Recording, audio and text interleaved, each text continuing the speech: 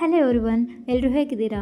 Hope ಎಲ್ಲರೂ ಚೆನ್ನಾಗಿದ್ದೀರಾ ಅನ್ಕೋತೀನಿ. ನಾನು ಕೂಡ ಚೆನ್ನಾಗಿದ್ದೀನಿ. ನಾನಿವತ್ತು ಬೆಳಗ್ಗೆಯಿಂದ ಲಾಗ್ನ ಮಾಡೋಕ್ಕಾಗಿರಲಿಲ್ಲ. ಸೊ ಮಧ್ಯಾಹ್ನದಿಂದ ಮಾಡೋಣ ಅಂತ ಹೇಳಿ ಮಧ್ಯಾಹ್ನದ ಊಟಕ್ಕೆ ರೆಡಿ ಮಾಡ್ತಾಯಿದ್ದೆ. ನಮ್ಮ ಮನೆಯಲ್ಲಿ ಮಂಡಿ ಅಂದರೆ ನಮ್ಮದು ಬಾಳೆಕಾಯಿ ಮಂಡಿ ಇದೆ. ನಾವು ಮಂಡಿಗೆ ಒಂದು ಇಬ್ಬರಿಗೆ ಊಟನ ಕೊಡಬೇಕಾಗುತ್ತೆ. ಅದಕ್ಕಾಗಿ ನಾನಿವತ್ತು ಬೇಗ ಬೇಗ ರೆಡಿಯಾಗುವಂತಹ ಸಾಂಬಾರನ್ನ ಮಾಡೋಣ ಅಂತ ಹೇಳಿ ಮೂಲಂಗಿ ಇತ್ತು. ಸೊ ಮೂಲಂಗಿನ ಕಟ್ ಮಾಡಿ ಇಟ್ಕೊಂಡು ಸಬ್ಬಸಿಗೆ ಸೊಪ್ಪು ಕೂಡ ಇತ್ತು, ಅದನ್ನು ಕೂಡ ಹೆಚ್ಚಿಟ್ಕೊಂಡಿದ್ದೆ. ಅದಾದಮೇಲೆ ತೊಗರಿಬೇಳೆನ ಆ್ಯಡ್ ಮಾಡಿ ಅದಕ್ಕೆ ಕುಕ್ಕರಿಗೆ ಇದು ಹೆಚ್ಚಿಟ್ಕೊಂಡಿರೋ ಮೂಲಂಗಿ ಸಬ್ಬಸಿಗೆ ಸೊಪ್ಪು ಎಲ್ಲನೂ ಅದಕ್ಕೆ ಹಾಕ್ಕೊಂಡೆ. ನೆಕ್ಸ್ಟು ನಾನು ಮಸಾಲೆನ ರೆಡಿ ಮಾಡ್ಕೋಬೇಕಾಗುತ್ತೆ. ಮಸಾಲೆನ ರೆಡಿ ಮಾಡ್ಕೊಳ್ಳೋದಕ್ಕೋಸ್ಕರ ನಾನಿಲ್ಲಿ ಟೊಮ್ಯಾಟೊ ಮತ್ತು ಈರುಳ್ಳಿ ಮತ್ತು ತೆಂಗಿನಕಾಯಿ ತುರಿನ ಮತ್ತು ಖಾರದ ಪುಡಿ ಇದನ್ನು ರುಬ್ಕೊಂಡಾದಮೇಲೆ ಈ ಮಸಾಲೆನ ನಾನು ಬೇಯ್ತಾ ಇರೋಂತಹ ಬೇಳೆ, ಮೂಲಂಗಿ ಮತ್ತು ಸಬ್ಬಸಿಗೆ ಸೊಪ್ಪು ಏನಿದೆ ಅದಕ್ಕೆ ಈ ರುಬ್ಕೊಂಡಿರೋಂಥ ಮಿಶ್ರಣನ ಹಾಕ್ತಾಯಿದ್ದೀನಿ. ಅದಾದಮೇಲೆ ಅದು ಕುದೀತಾ ಇದೆ. ಅದಕ್ಕೆ ನಾನು ಸ್ವಲ್ಪ ಉಪ್ಪನ್ನು ಆ್ಯಡ್ ಮಾಡೋಣ ಅಂಥೇಳಿ ರುಚಿಗೆ ತಕ್ಕಷ್ಟು ಉಪ್ಪನ್ನು ಹಾಕ್ತಾಯಿದ್ದೀನಿ. ನಮ್ಮ ಮನೆಗೆ ಎಷ್ಟು ಪ್ರಮಾಣದಲ್ಲಿ ಬೇಕೋ ಅಷ್ಟು ನಾನು ಹಾಕ್ಕೊತಾ ಇದ್ದೀನಿ. ನಾನು ಸ್ವಲ್ಪ ಉಪ್ಪನ್ನ ಯಾವಾಗಲೂ ಕಮ್ಮಿನೇ ಹಾಕೋದು, ಯಾಕೆಂದರೆ ಮುಂಜಾಗ್ರತಾ ಕ್ರಮನ ವಹಿಸಿ ನಾನು ಉಪ್ಪನ್ನು ಕಮ್ಮಿ ಹಾಕ್ತಿದ್ದೀನಿ. ನನ್ನ ಮಕ್ಕಳಿಗೆ ಸ್ವಲ್ಪ ಆಮೇಲೆ ಬೇಕಿದ್ರೆ ಉಪ್ಪು ಹಾಕೊಬೋದಲ್ವ, ಅವರ ಟೇಸ್ಟಿಗೆ ತಕ್ಕಂಗೆ. ಬಟ್ ನಾನು ಸ್ವಲ್ಪ ಹಾಕಿರ್ತೀನಿ, ಟೇಸ್ಟ್ ಎಲ್ಲ ಕರೆಕ್ಟಾಗಿರುತ್ತೆ. ಅದನ್ನೊಂದು ಸತಿ ತಿರುಗಿಬಿಟ್ಟು ನಾನು ಲಿಡ್ನ ಕ್ಲೋಸ್ ಮಾಡ್ತಾಯಿದ್ದೀನಿ. ಇಲ್ಲಿ ಪಕ್ಕದಲ್ಲಿ ಮುದ್ದೆಗೂ ಸಹ ನೀರನ್ನ ಇಟ್ಕೊತಾ ಇದ್ದೀನಿ. ನೀರನ್ನ ಇಟ್ಕೊಂಡಾಗಿದೆ.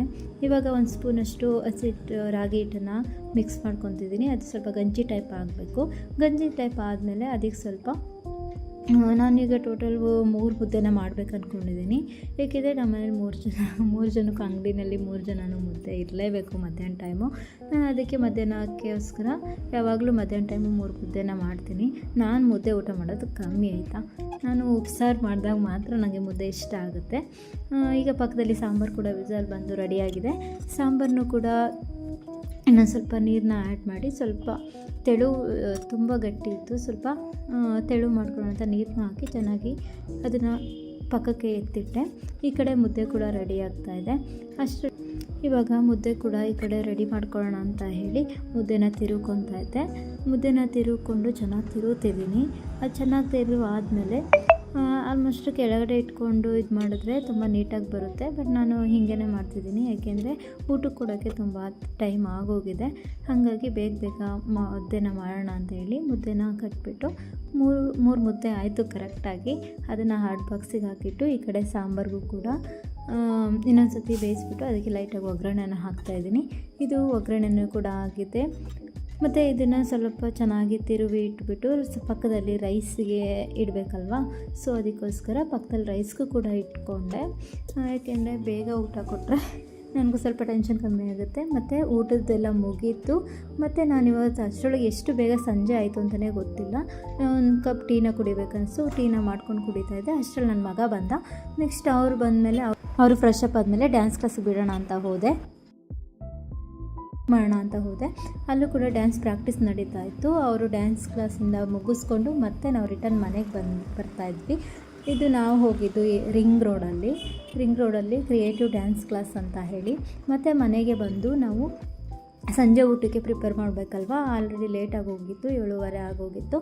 ಸೊ ಸಂಜೆ ಊಟಕ್ಕೆ ನಾನು ಹಾಗಲಕಾಯಿ ಮತ್ತು ಚಪಾತಿನ ಮಾಡೋಣ ಅಂತ ಹೇಳಿ, ಸಂಜೆ ಊಟಕ್ಕೆ ಬೇಕಲ್ವಾ.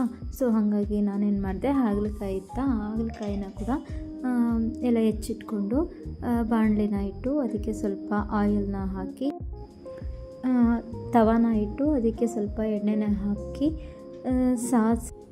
ಬಾಣಲಿನ ಇಟ್ಟು ಅದಕ್ಕೆ ಎಣ್ಣೆ, ಸಾಸಿವೆ, ಕಡಲೆಬೇಳೆನ ಹಾಕ್ತಿದ್ದೀನಿ. ಅದಕ್ಕೆ ಸ್ವಲ್ಪ ಕಡಲೆಬೇಳೆನ ಹಾಕ್ತಾಯಿದ್ದೀನಿ.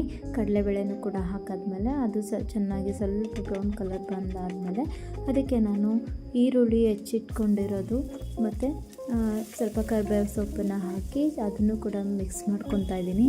ಇದು ಸ್ವಲ್ಪ ಆದಮೇಲೆ ಸ್ವಲ್ಪ ಹಳದಿ ಪೌಡರ್ನ ಕೂಡ ಬಳಸ್ತಿದ್ದೀನಿ.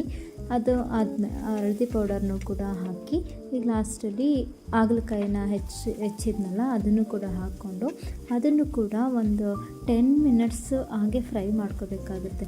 ಯಾಕೆಂದರೆ ಅದರಲ್ಲಿ ಕಹಿ ಅಂಶ ಜಾಸ್ತಿ ಇರುತ್ತಲ್ವ. ನಮ್ಮ ಮಕ್ಕಳಿಗೆ ಹಾಗಲಕಾಯಿ ಪಲ್ಯ ಇಷ್ಟ ಆಗಲ್ಲ ಇವಾಗ. ಸೊ ಹಾಗಾಗಿ ನಾನೇನು ಮಾಡಿದೆ, ಅದಕ್ಕೆ ಸ್ವಲ್ಪ ಅದು ಚೆನ್ನಾಗಿ ಫ್ರೈ ಆಗಬೇಕು. ಒಂದು 10 ಮಿನಿಟ್ಸ್ ಫ್ರೈ ಆದರೆ ಸಾಕು ಆಯಿತಾ. ಈ ಕಡೆ ಪಕ್ಕದಲ್ಲಿ ಅದು ಆಗ್ತಿರಲಿ ಅಂತ ಹೇಳಿ ನಾನು ಗೋಧಿ ಹಿಟ್ಟನ್ನು ಕೂಡ ಕಲಿಸ್ಕೊತಾ ಇದ್ದೆ.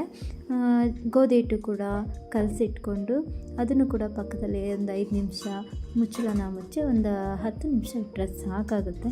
ಏಕೆಂದರೆ ನನಗೆ ಟೈಮ್ ತುಂಬಾ ಕಮ್ಮಿ ಇದೆ.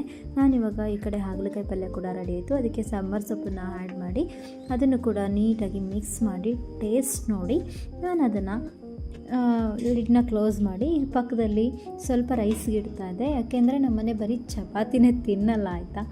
ಅವ್ರಿಗೆ ಸ್ವಲ್ಪ ರೈಸ್ ಇದ್ರೇ ಏನೋ ಒಂಥರ ಕಂಫರ್ಟಬಲ್ ಆಗುತ್ತೆ, ಊಟ ಮಾಡಿದೆ ಅಂತ ಫೀಲಿಂಗ್ ಆಗುತ್ತೆ. ಹಾಗಾಗಿ ಈ ಕಡೆ ಚಪಾತಿ ಕೂಡ ಆಗಿದೆ. ಅಷ್ಟರಲ್ಲಿ ತಾತ ಬಂದರು. ಅವರಿಗೆ ಊಟಕ್ಕೆ ಬಡಿಸೋಣ ಅಂತ ಹೇಳಿ ಅವ್ರಿಗೂ ಕೂಡ 2 ಚಪಾತಿನ ಬಡಿಸಿ ಪಲ್ಯನ ಅಂದರೆ ಹಾಗಲಕಾಯಿ ಪಲ್ಯನ ಬಡಿಸ್ದೆ. ಅವರು ಕೂಡ ಊಟ ಮಾಡ್ತಾಯಿದ್ರು. ಅಷ್ಟರಲ್ಲಿ ನಮ್ಮ ಮನೆಯವರು ಕೂಡ ಬಂದರು. ಅವ್ರಿಗೂ ಊಟಕ್ಕೆ ಬಡಿಸಿ ನನ್ನ ಮಗಂಗೆ ಹಾಗಲಕಾಯಿ ಪಲ್ಯ ಇಷ್ಟ ಇಲ್ಲ, ಅವನು ಚಟ್ನಿ ಪೌಡರ್ನ ಊಟ ಮಾಡ್ತಿದ್ದ. ಇವತ್ತಿನ ದಿನ ಹೀಗಿತ್ತು.